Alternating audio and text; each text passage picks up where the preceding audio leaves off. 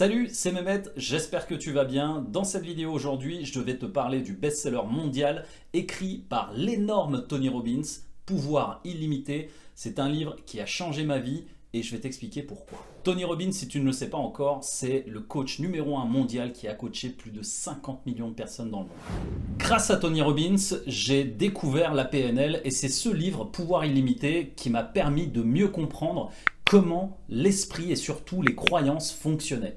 Tony, dans cette première partie, dans le système des croyances, explique comment le système de nos croyances se met en place par rapport à notre expérience du monde. Il explique concrètement par quel processus nous passons en interne pour créer nos croyances limitantes ou aidantes. C'est un schéma assez simple. Il part à la base de nos croyances et de nos potentiels. Les croyances sont les croyances limitantes et le potentiel est le potentiel aidant pour pouvoir obtenir quelque chose dans la vie, un résultat, un travail. Ce système de croyances et le potentiel que tu as en toi va créer des actions qui vont créer un résultat et qui va permettre de renforcer la croyance. Et dans tous les cas, les actions et les résultats viennent renforcer les croyances que tu as en toi. Si c'est une croyance limitante, ta croyance se renforce. Et si c'est une croyance aidante, donc quelque chose que tu as dans ton potentiel, eh bien le résultat va venir renforcer ce potentiel.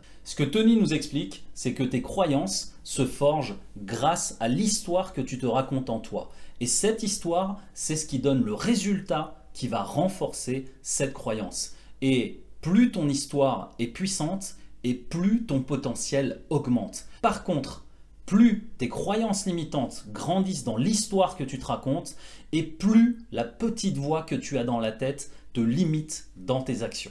Et là, nous arrivons à la deuxième étape à l'intérieur de laquelle Tony nous explique par le biais de la PNL comment tu peux contrôler ton esprit. Et ton esprit, quand il capte le monde, il le capte grâce à ton corps et à ton système nerveux qui va créer tout l'aspect sensoriel du monde.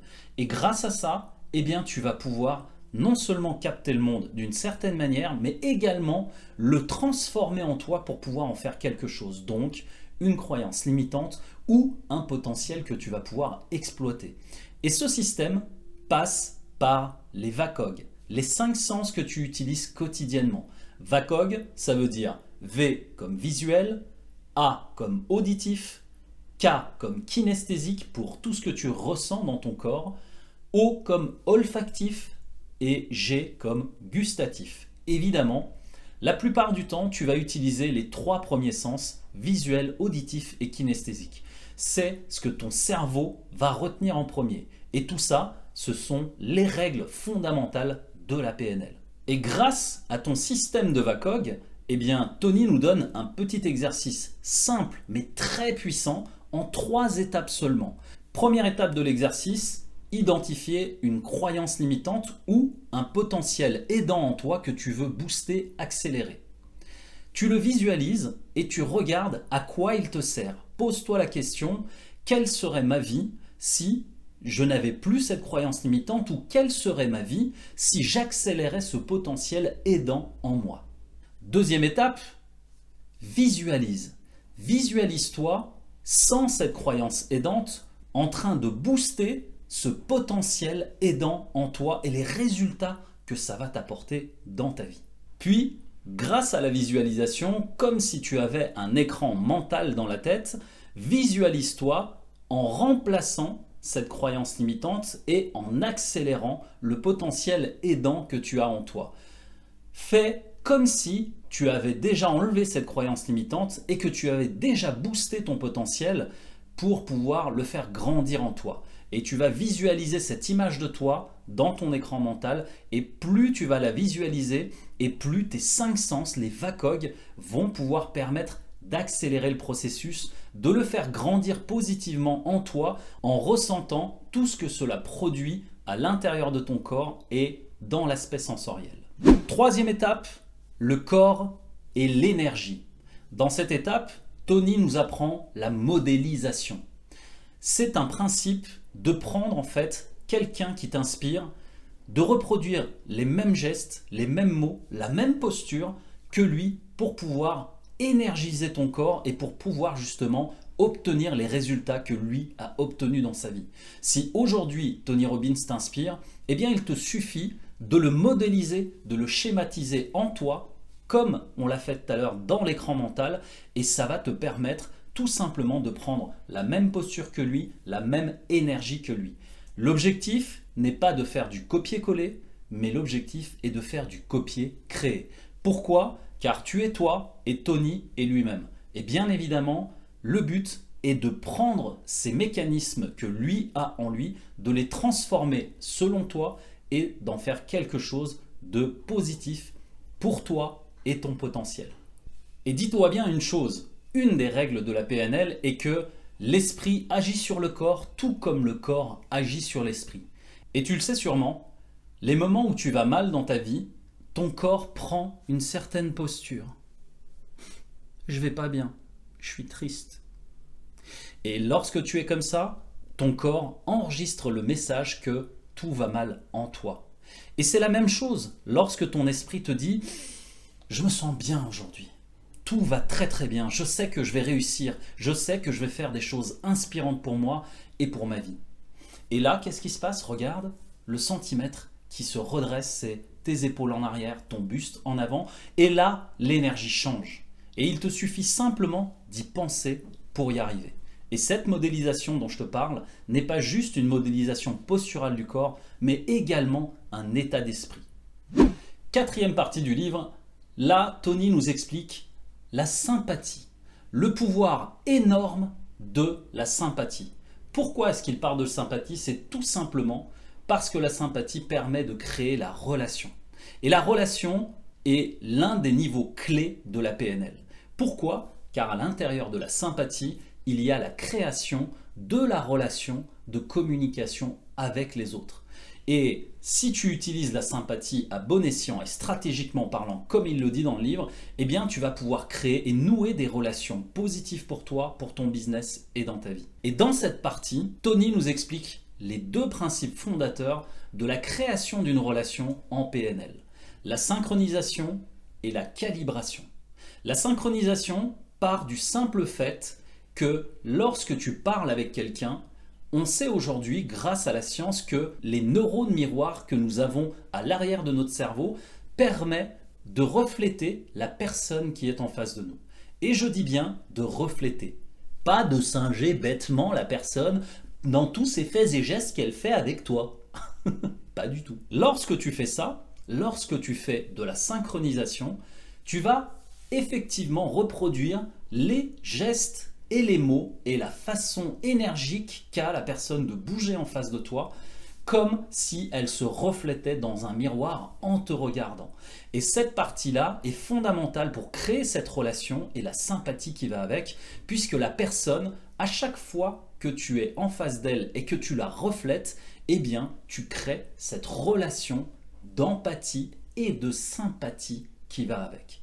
Une chose, à partir du moment où tu prends conscience que les neurones miroirs existent et que tu peux refléter une personne pour créer la relation et la connexion avec elle, bien évidemment, ne tombe pas dans les pièges de la manipulation ou même de la singerie, puisque comme c'est un effet subtil, si tu singes la personne ou si tu sens que tu peux la manipuler, la personne va s'en rendre compte. Pourquoi ? Parce que nos neurones et nos réactions physiologiques nous le démontrent. Et quand tu es dans un mensonge, eh bien cela se voit comme le nez au milieu du visage. La synchronisation sert à refléter et la calibration sert à assurer la communication. Calibration veut tout simplement dire comprendre l'autre. Pourquoi ? Parce que quand une personne, par exemple, croise les bras, eh bien pour toi, peut-être que le message c'est « cette personne est plutôt fermée ». Elle ne veut pas trop communiquer avec les autres. Ou bien, c'est une femme qui veut protéger sa féminité en soutenant sa poitrine. Toutes les hypothèses sont possibles. La calibration sert justement à sortir des hypothèses, à sortir des suppositions, à sortir des interprétations. Oui, la PNL ne sert pas à lire dans la pensée des autres. Alors là, je viens sûrement de casser un mythe, mais oui, la PNL n'est pas basée sur la médiumnité. La PNL est quelque chose de très factuel Et pour pouvoir le rendre factuel, eh bien, nous utilisons la calibration. La calibration sert par exemple à aller poser à la personne qui a les bras croisés la question suivante en lui demandant « Tiens, aujourd'hui tu as les bras croisés alors que d'habitude tu ne les croises pas, qu'est-ce qui a changé pour toi ?» Que signifie ce geste d'avoir les bras croisés? Et là, nous obtenons une réponse qui va totalement enlever les interprétations, les suppositions, toutes les idées que vous pouvez vous faire sur la personne. Et souvent, lorsque vous ne calibrez pas, eh bien vous restez sur vos croyances et d'autres croyances viennent se mêler à ça. J'aime bien appeler les croyances limitantes, j'aime bien donner ce schéma des croyances limitantes comme un oignon. À chaque fois que vous avez une idée que vous ne calibrez pas, tant que vous ne l'avez pas calibrée, vous allez mettre d'autres couches de croyances dessus et votre croyance principale va grossir et c'est comme ça que votre dialogue interne va également changer. Et tout change avec le temps et justement, la calibration vous permet de sortir de ces croyances. Cinquième et dernière étape de cette vidéo, les valeurs et le système de valeurs qui t'habitent. Il a tiré cette méthodologie de la pyramide de Diels. On appelle cette pyramide l'alignement des niveaux logiques de Robert Diels, un des pères de la PNL de 4e génération. Dans cette pyramide, Robert Diels nous explique que pour qu'un humain se sente aligné avec ce qu'il est, eh bien, il doit commencer par le bas de la pyramide qui concerne l'environnement dans lequel la personne a grandi. Et oui, ton environnement a un impact direct sur qui tu es, comment tu vois le monde et comment tu vas continuer dans ta vie.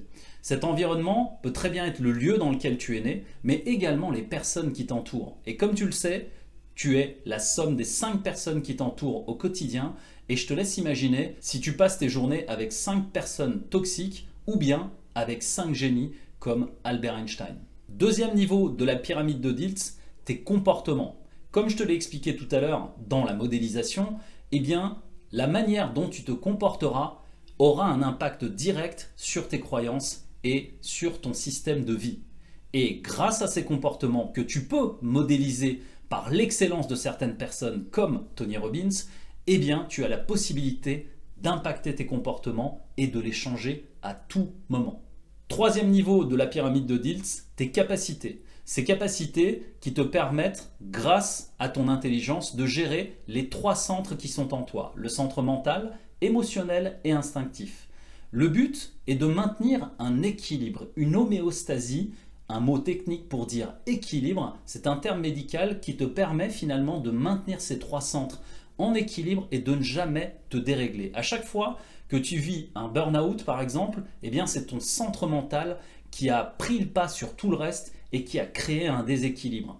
Et à chaque fois que tu sens un déséquilibre, ça peut être la même chose sur l'émotionnel, eh bien dis-toi qu'il faut que tu te reconnectes à quelque chose de plus positif, d'avoir compris que ces 3 centres sont en équilibre.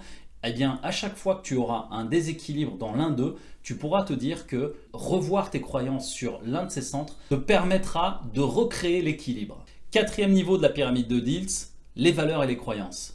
Les croyances, comme on l'a dit au début de cette vidéo, sont les croyances limitantes ou le potentiel aidant que tu as en toi. Les valeurs sont les piliers de ta vie. Sans elles, tu ne pourrais pas exister car c'est grâce à elles que tu te nourris psychologiquement, physiologiquement et intellectuellement. Un exemple simple, pour moi, la valeur famille est importante. Pourquoi? Car sans eux, je sens que je suis mort de l'intérieur. C'est un mot fort, mais c'est précisément ce qui se passe lorsque je suis loin de ma femme et mes enfants. Et sans eux, je n'aurais pas autant de motivation que je l'ai aujourd'hui pour pouvoir réaliser tout ce que je fais. Et tu vois, je me mets à sourire rien que d'y penser. Et toutes les valeurs que tu as en toi, tu peux les travailler une par une, car lorsque tu connais tes valeurs, eh bien c'est comme une boussole, un phare au loin que tu peux suivre et qui va te permettre de guider ta vie, tes actions, tes pensées, tes émotions vers un seul et même objectif. Dernière étape de la pyramide de Diels, ton identité. Puisque tu as passé toutes les étapes que nous venons de voir, eh bien ton identité est la polarisation, la cristallisation de tout ce que je viens de t'expliquer. Et tout ça, tu l'incarnes au quotidien, en étant toi, en parlant comme tu le fais, en exprimant les choses avec une telle ou telle autre posture. Et c'est ça qui te permet aujourd'hui d'être connecté à ton identité, ce qui fait que tu es toi. Pourquoi? Parce que tout commence par toi dans ta vie. Je pourrais te parler encore longtemps de ce livre, mais les 5 méthodes que je viens de te donner sont celles qui ont pour moi cristallisé beaucoup de choses dans mon changement intérieur et qui m'ont permis aujourd'hui d'être coach PNL. Alors Tony nous a donné beaucoup de pépites, mais il a également eu la chance de se former directement avec les co-inventeurs de la PNL, Richard Bandler et John Grinder. Je me forme aujourd'hui à tous ces outils-là et ce que je t'invite à faire, c'est aller voir justement dans les liens qui sont autour de cette vidéo les différents moyens que j'ai trouvés pour diffuser la PNL autour de moi. Si cette vidéo t'a plu, mets des pouces, des commentaires et n'hésite pas à la partager. Et bien évidemment, si tu veux aller plus loin, il te suffit de te connecter avec moi et de passer en MP. Je te souhaite une très belle journée et je te dis à très bientôt pour d'autres vidéos.